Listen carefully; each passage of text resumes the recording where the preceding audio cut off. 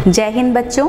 माध्यमिक शिक्षा विभाग की तरफ से आयोजित वर्चुअल क्लास में मैं डॉक्टर पारुल यादव राजकीय बालिका इंटर कॉलेज प्रयागराज से एक बार फिर आपका हार्दिक अभिनंदन करती हूँ।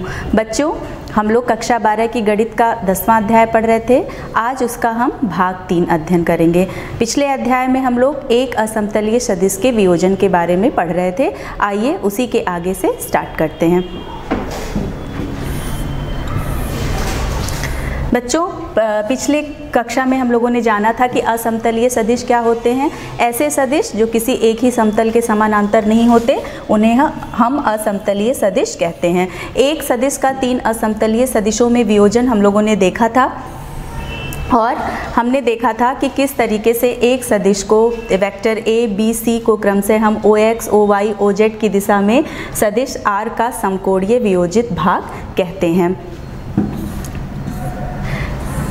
अतः त्रिविमीय यूक्लिडीय समष्टि में एक सदिश 3 वास्तविक संख्याएं जिनको उनका घटक कहते हैं का क्रमिक त्रिक यानी कि ऑर्डर ट्रायड होता है।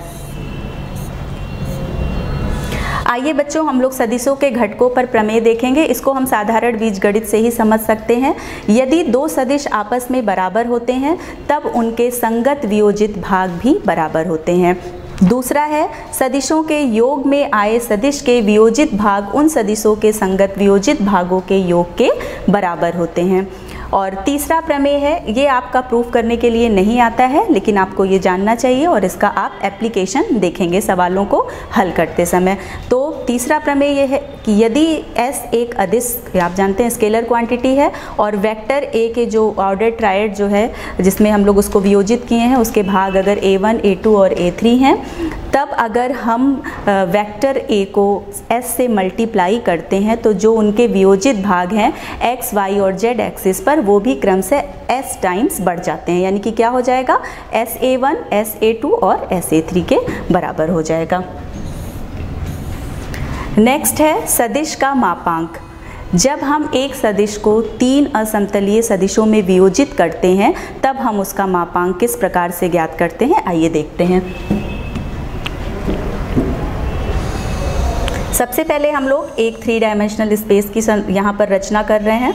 ये आप देख सकते हैं, ये है आपका मुख्य बिंदु OX, OY और OZ। ये हमारी तीनों एक्सिसेस हैं क्रम से, जो एक दूसरे के ऊपर परपेंडिकुलर होती हैं। P स्पेस में कोई पॉइंट है बच्चों, इसमें ध्यान दीजिएगा। जो पॉइंट P हम एज्यूम कर रहे हैं वो स्पेस में कोई पॉइंट है। O से P को हम मिला देते हैं और Z एक्सिस के पर अगर हम P का वियोजित भाग जानना चाहते हैं तो उसके लिए हमें Z एक्सिस के समानांतर एक रेखा खींचनी होगी जो आपकी XOY प्लेन पर परपेंडिकुलर होगी। सपोज दैट हमने P से परपेंडिकुलर एक ड्रॉप किया और वो XOY प्लेन पर ड्रॉप होता है। इस पॉइंट को हम N पॉइंट से डिनोट करते हैं और ये जो N है वो XOY पर परपेंडिकुलर है। फिर हम Y एक्सिस पर वियोजित भाग, अब प्लेन पे जिस तरीके से यूक्लिडियन प्लेन पर कोई पॉइंट एक्शन करता है, आपको मालूम है, उसका वियोजित भाग निकालने के लिए आपको दोनों तरफ परपेंडिकुलर ड्रॉप करना होता है। यहाँ से हम फिर एक परपेंडिकुलर ड्रॉप करेंगे तो ये M हो गया।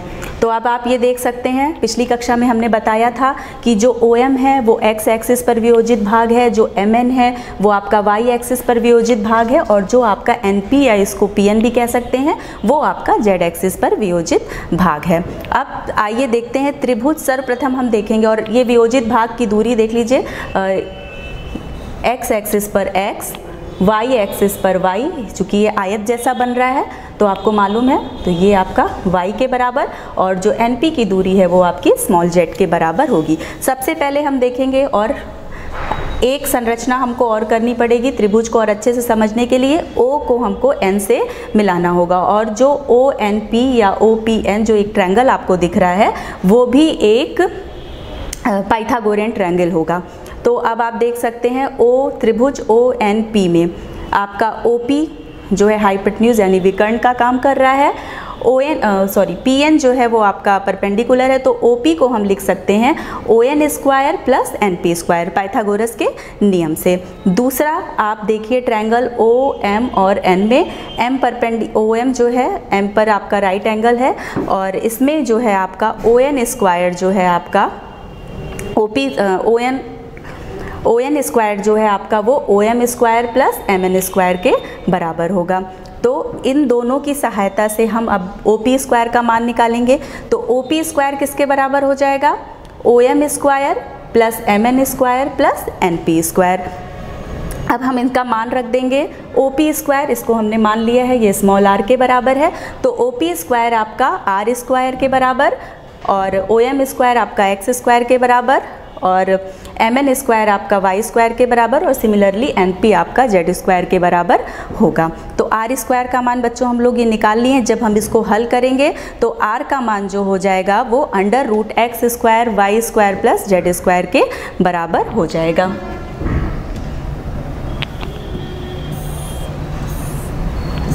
यहाँ पर आप देख सकते हैं, और यही जो r का मान है उसको हम क्या लिख सकते हैं? Modulus of r। तो मॉड्यूलस ऑफ r जो हो गया वो आपका X square Y square plus Z square के अंडर रूट के बराबर होगा। तो यदि कोई सदिश तीन समकोणीय एकांक सदिशों के पदों में व्यक्त किया गया हो तो इस सदिश का मापांक जो है एकांक सदिशों i j के कोफिशिएंट के स्क्वायर के अंडर रूट के बराबर होता है। नेक्स्ट है बच्चों खंड सूत्र। यहाँ पर हमको खंड सूत्र के बारे में जानना है। आपको मालूम होगा कि रेखा को हम दो तरीके से विभाजित कर सकते हैं, अंतः विभाजित और बाह्य विभाजित। अंतः विभाजन और बाह्य विभाजन दोनों किस तरीके से किया जाता है ये आप कक्षा 11 और कक्षा 9 में पढ़ चुके हैं। तो वेक्टर को चूँकि हम एक डायरेक्टेड लाइन सेगमेंट से दिखाते हैं तो उस डायरेक्टेड लाइन सेगमेंट को किस तरीके से हम अंतः विभाजित और बाह्य विभाजित करेंगे और वेक्टर्स के लिए हम अंतः विभाजन और बाह्य विभाजन का सूत्र प्राप्त करेंगे। तो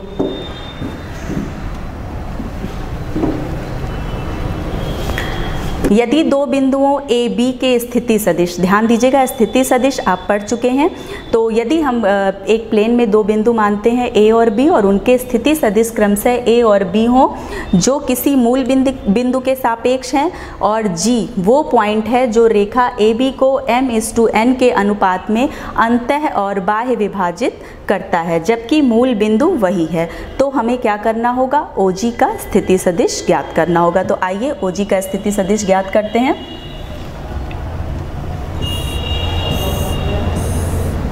सर्वप्रथम अंतः विभाजन।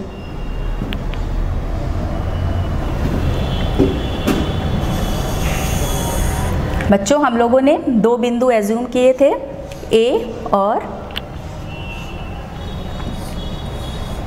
B और माना था कि किसी मूल बिंदु से A और B का स्थिति सदिश क्रमशः A और B के बराबर है।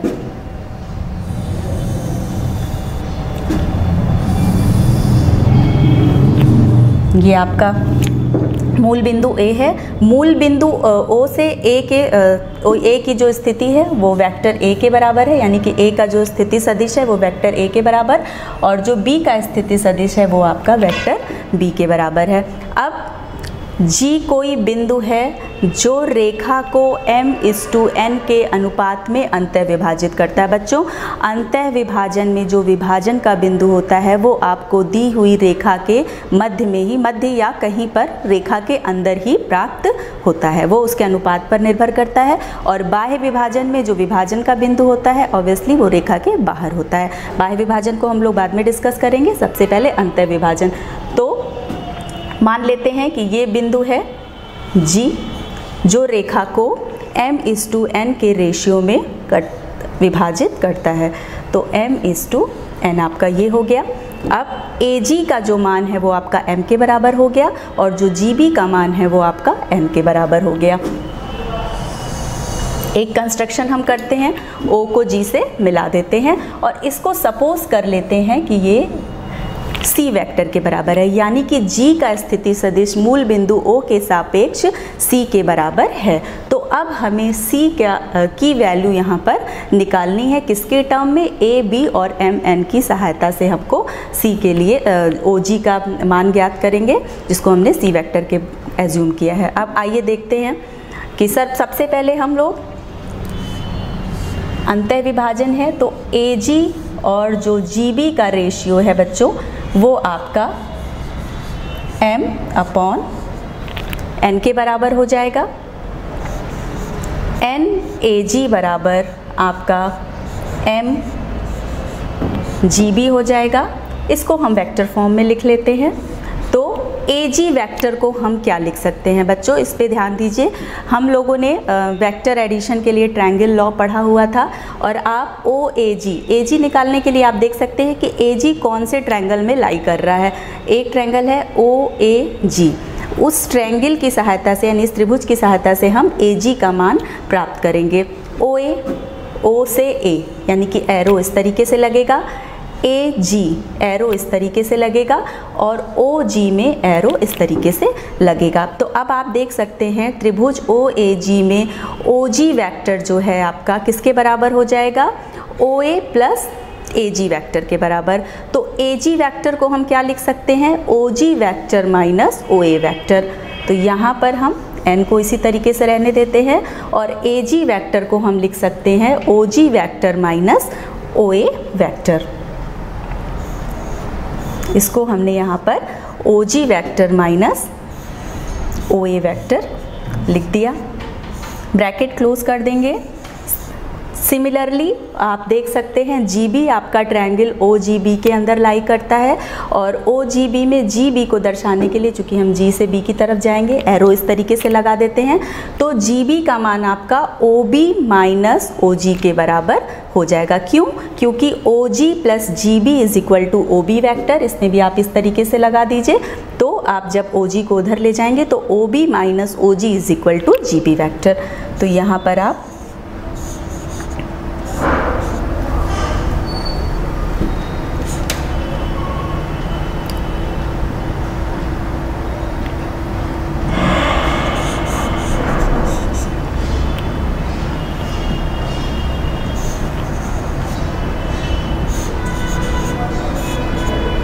OB माइनस OG वेक्टर बराबर GB वेक्टर। अब पक्षांतर विधि से पहले तो हम ब्रैकेट को ओपन कर लेंगे और पक्षांतर विधि से चूंकि ज्ञात राशियों को एक तरफ और अज्ञात राशियों को एक तरफ ले जाते हैं, आपको इसका सिस्टम मालूम है। तो आप यहाँ पे देख लीजिए, इसको इधर लेके आएंगे तो ये आपका हो जाएगा N plus M OG vector और जब आप इसको इधर लेकर के आएंगे तो ये आपका M OB वेक्टर ऑलरेडी है और माइनस के साइन के साथ जब N OA वेक्टर इधर आएगा तो ये प्लस के साइन में कन्वर्ट हो जाएगा N OA वेक्टर। और अब OG वेक्टर की वैल्यू जो है आपकी M OB वेक्टर है हमारा B वेक्टर के बराबर, OA वेक्टर है हमारा A वेक्टर के बराबर और m प्लस n यहाँ पर आ जाएगा। इसको हमने m प्लस n कर लिया है, कॉम्यूटेटिव होता है एडिशन, आपको मालूम है। तो बच्चों आप देख सकते हैं रिजल्ट सेम है OG वेक्टर की, चाहे आप इसको OG वेक्टर लिखिए या इसको आप V वेक्टर लिखिए, मान आपका देख लीजिए आप बराबर है। तो यानी कि जब हम किसी बिंदु का विभाजन, बिंदु का निर्देशांक ज्ञात करते हैं, उसको वेक्टर फॉर्म में ज्ञात करते हैं तो क्या हो जाता है m इंटू B वेक्टर, यानी पहले अनुपात से दूसरे वेक्टर का मल्टीप्लाई करते हैं, दूसरे अनुपात से पहले वाले वेक्टर को मल्टीप्लाई करते हैं और दोनों के अनुपात के योग से हम उसको विभाजित कर देते हैं। तो आई होप बच्चों आप लोग को अंतर विभाजन समझ में आ गया होगा और इसका फॉर्मूला निकालना भी आ गया होगा। और इस पे बेस्ड क्वेश्चन आपके जो अभ्यास अब दिए गए हैं NCERT में उस पे दिए हुए, आप इसकी सहायता से उसको हल करने की कोशिश करेंगे।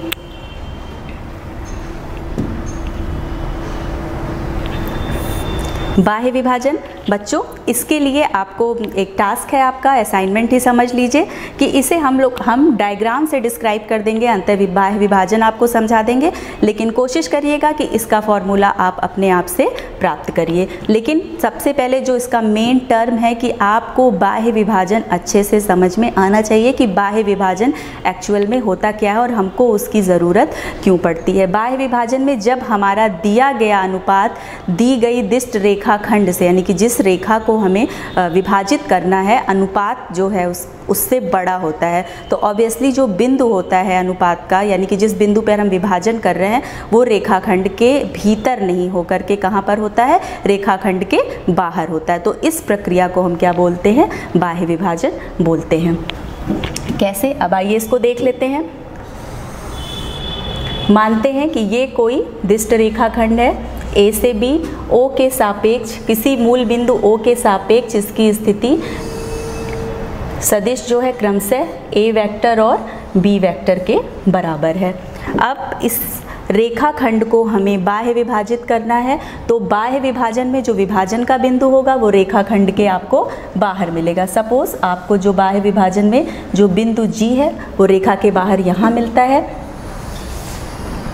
तो ये इसको हम इस तरीके से मिला देंगे। अब फिर आपको ये त्रिभुज प्राप्त हो चुका है और आप ये भी देख सकते हैं AB और BG, यानी कि जो A से G की लंबाई है अब वो M के बराबर होगी। बच्चों ये कॉन्सेप्ट क्लियर होना आपका बहुत ज़रूरी है कि जो अंतः विभाजन होता, बाह्य विभाजन होता है उसमें M कौन सी दूरी होती है और N कौन सी दूरी होती है, और ये जो BG की दूरी है वो आपकी N के बराबर होती है। बाकी प्रक्रिया आपकी सेम है। उसी तरीके से triangle law of vector addition का यूज़ करते हुए हम OG के लिए C वेक्टर का मान प्राप्त करेंगे, और जो कि हमारा आता है M into V vector minus N into A vector divided by M minus N। बच्चों ये आपका एक तरीके से होमवर्क भी है, एक असाइनमेंट भी है, और इसको जब आप खुद से करेंगे तो आप वेक्टर्स को और उनकी पोजीशन वेक्टर्स को बहुत अच्छी तरीके से समझ सकते हैं। और जो आपके अभ्यास NCERT में, चूँकि अब आप अभ्यास भी लगाने में सक्षम हो चुके हैं, काफ़ी कोर्स आपको पढ़ाया जा चुका है, तो जो पीछे अभ्यास दिया गया है उसके प्रश्नों को हल करने की सहायता करें, उसमें अब ये जो है आपको प्रश्न हल करने में आपको सहायता करेगा। अब देख लीजिए इसी स्थिति में, चाहे स्थिति 1 जो थी जब हम लोग अंतः विभाजन कर रहे थे, तो G अगर मध्य बिंदु है, जो मध्य बिंदु G होता है अगर वो मध्य बिंदु है तो जो आपका M/N है वो क्या होगा, दोनों पार्ट आपस में बराबर होगा, यानी कि जो रेशियो होगा वो आपका 1:1 का हो जाएगा। तो M का मान भी 1 और N का मान भी 1, तो जो OG के निर्देशांक उस स्थिति में होंगे वो vector A plus vector B divided by 2, M = 1 N = 1, और ऐड करेंगे हम उसे तो वो 2 के बराबर हो जाएगा। यानी कि जब हम मध्य बिंदु के निर्देशांक निकालेंगे तो वो दोनों दिए हुए बिंदुओं के स्थिति सदिश के योग बटे 2 के बराबर होगा।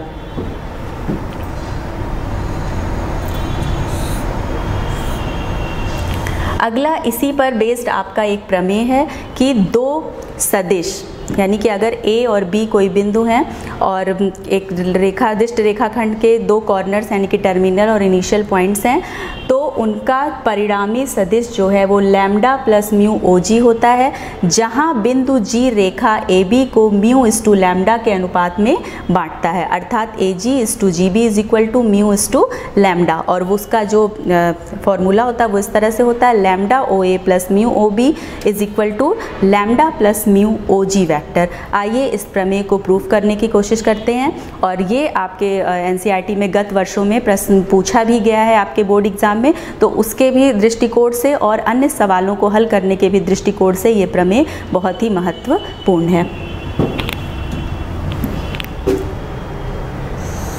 चित्र आपका सेम है जैसे हमने अंतः विभाग में बनाया था। ये मान लेते हैं कि ये A है, ये B है, और किसी बिंदु O के सापेक्ष, मूल बिंदु O के सापेक्ष A और B का स्थिति सदिश क्रमशः वेक्टर A और वेक्टर B के बराबर है। अब आपको सवाल में प्रमेय में क्या कह रहा है, जहां बिंदु G रेखा को μ लैम्डा के अनुपात में बांटता है। G AB वेक्टर पर स्थित कोई बिंदु होगा, G का पोजीशन वेक्टर निकालने के लिए हमें O से G को मिला देना होगा। O से G ये एरो इस तरीके से लगेंगे, कारण आपको पता है, और μ लैम्डा यानी कि जो पहला अनुपात होगा वो म्यू और जो दूसरा अनुपात होगा वो लैम्डा के बराबर होगा। तो अब हमें सिद्ध क्या करना है, lambda OA plus mu OB = lambda plus mu OG vector. तो सबसे पहले हमको जो कंडीशन दी गई है वहीं से स्टार्ट करते हैं। कंडीशन में क्या कह रहा है कि AB रेखा को बिंदु G μ लैम्डा के अनुपात में विभाजित करता है, यानी कि AG/GB = μ लैम्डा। यहाँ पर हम पक्षांतर विधि से इसको हल करेंगे तो ये आपका हो जाएगा लैम्डा AG, इसको हम वेक्टर फॉर्म में कन्वर्ट कर लेते हैं, तो लैम्डा AG = म्यू GB। ये देख सकते हैं आप, रीज़न आपको पता है। नेक्स्ट अब हमें क्या प्रूव करना है, अब हम सबसे पहले इस ट्रायंगल को देखेंगे। पहला वाला ट्रायंगल, हमें OG का मान ज्ञात करना है, OG वेक्टर निकालना है, क्योंकि OG वेक्टर ही हमको lambda plus mu OG vector सिद्ध करना है। तो सबसे पहले इस त्रिभुज में OGA में हम देखते हैं कि OG का मान क्या होगा। OG को हम किस तरीके से लिख सकते हैं, OG को हम क्या लिख सकते हैं, OA प्लस AG। तो OG vector is equal to आपका हो जाएगा OA प्लस AG वेक्टर।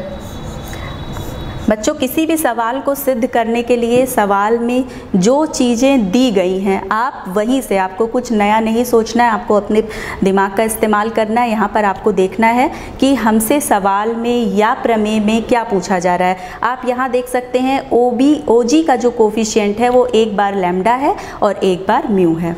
तो हम सबसे पहले, अब हमें OG मिल गया है तो हमें लैम्डा OG चाहिए या फिर म्यू OG चाहिए। चूँकि हमने पहले OA इस ट्रायंगल से स्टार्ट किया है और इस ट्रायंगल में जो आपका ये म्यू है इसका कोफिशिएंट, तो एक बार हम म्यू से करते हैं मल्टीप्लाई और एक बार हम, अब यहाँ पर आप देखिए OA का कोफिशिएंट क्या है, लैम्डा।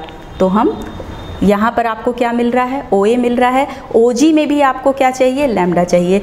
तो अब हम इसमें लैम्डा से दोनों साइड मल्टीप्लाई कर देते हैं। तो ये आपका हो जाएगा lambda OG vector is equal to lambda OA vector plus lambda AG vector. Similarly जब हम दूसरा ट्रायंगल लेते हैं, ट्रायंगल OGB, तो यहाँ पर भी हमको OG चाहिए, लेकिन कोफिशिएंट अब क्या हो जाएगा, आपका कोफिशिएंट म्यू हो जाएगा। तो सबसे पहले हम सूत्र के हिसाब से OG का मान लिख लेते हैं। तो यहाँ पर देख लीजिए आपका OB प्लस BG। अब यहाँ पर ये एरो, इस वाले ट्रायंगल में ये एरो आपका इस तरीके से लगा था, लेकिन अपने प्रमेय को सिद्ध करने के लिए हमें GB नहीं चाहिए, क्या चाहिए, BG चाहिए, तभी ये triangle law of vector addition को फॉलो करेगा। तो यहाँ पर हम OG वेक्टर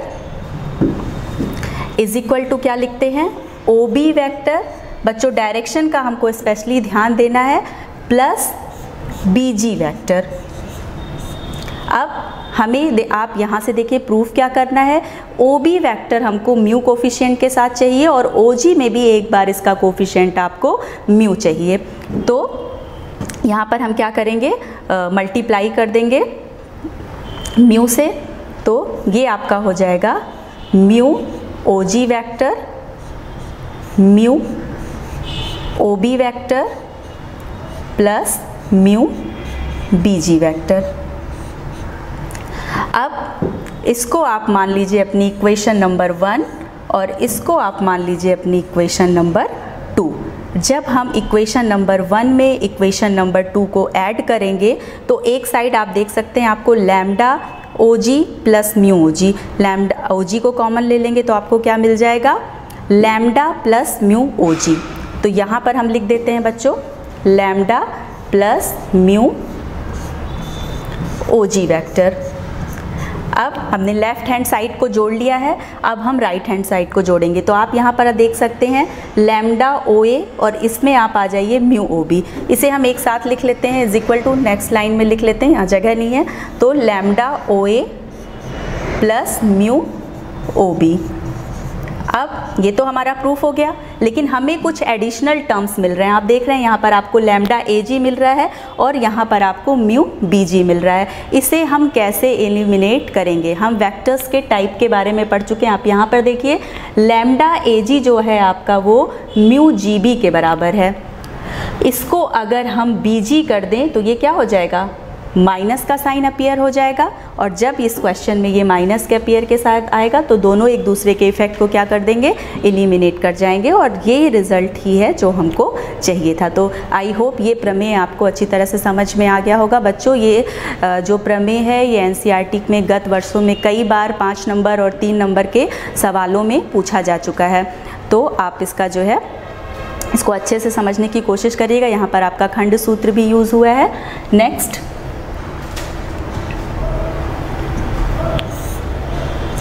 एक सदिश की दिक् कोज्याएं और दिक् अनुपात। सदिशों की दिक् कोज्याएं और दिक् अनुपात क्या होते हैं?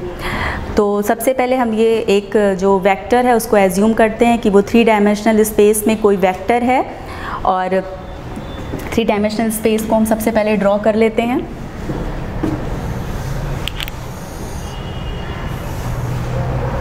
ये आपका मूल बिंदु है OX, OY और ये OZ, तीनों परपेंडिकुलर एक्सिसेस हैं।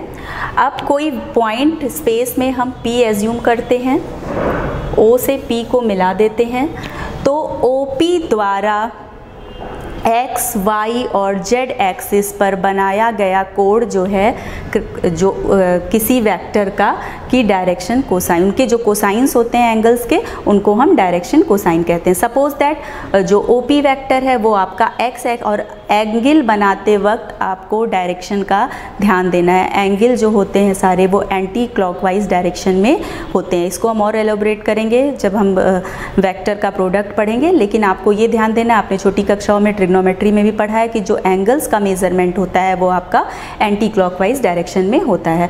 तो जो OP वेक्टर X, Y और Z एक्सिस के साथ सपोज दैट क्रमशः अल्फ़ा, बीटा और गामा एंगल बनाता है। X एक्सिस के साथ में अल्फ़ा, Y एक्सिस के साथ में बीटा और Z एक्सिस के साथ में गामा बनाता है, तो इनके कोसाइंस को किसी वेक्टर का डायरेक्शन कोसाइन कहते हैं। तो इसके लिए एक यूनिवर्सल नोटेशन भी है। X एक्सिस पर L, इसको लिखाते हैं, is equal to cos alpha. Y axis वाले के लिए M होता है कॉस बीटा और N is equal to cos gamma. तो जो एंगल्स कोई वेक्टर बना रहा है क्रमशः X, Y और Z एक्सिस के साथ, उनके कोसाइंस को किसी गिवन वेक्टर का डायरेक्शन कोसाइन कहते हैं। और प्रोजेक्शंस, यही अगर आप मान लीजिए इसका प्रोजेक्शन निकालना है तो हम फिर से परपेंडिकुलर ड्रॉप करेंगे, ये n के बराबर हो जाएगा, ये m के बराबर हो जाएगा। तो अब x एक्सिस पे जो प्रोजेक्शन है वो क्रमशः OM, MN और NP के बराबर है। यही इस वेक्टर का डायरेक्शन रेशियो कहलाता है, यानी कि दिक् अनुपात कहलाता है। तो बच्चों इस पे कुछ आधारित जो संक्रियाएं हैं या इसकी जो कुछ प्रमेय हैं वो हम लोग अगली कक्षा में पढ़ेंगे। आई होप इतना आपको समझ में आ गया होगा और अब हम सक्षम हो चुके हैं और सवालों को हल करने के लिए। तब तक आपसे अनुरोध है, आप घर में रहिए, सुरक्षित रहिए और जो भी नियम सरकार द्वारा निर्देशित किए गए उनका पालन करिए। और बच्चों सभी से अनुरोध है कि आप लोग अपने मोबाइल में आरोग्य सेतु और आयुष कवच ऐप जरूर डाउनलोड करें। बहुत बहुत धन्यवाद।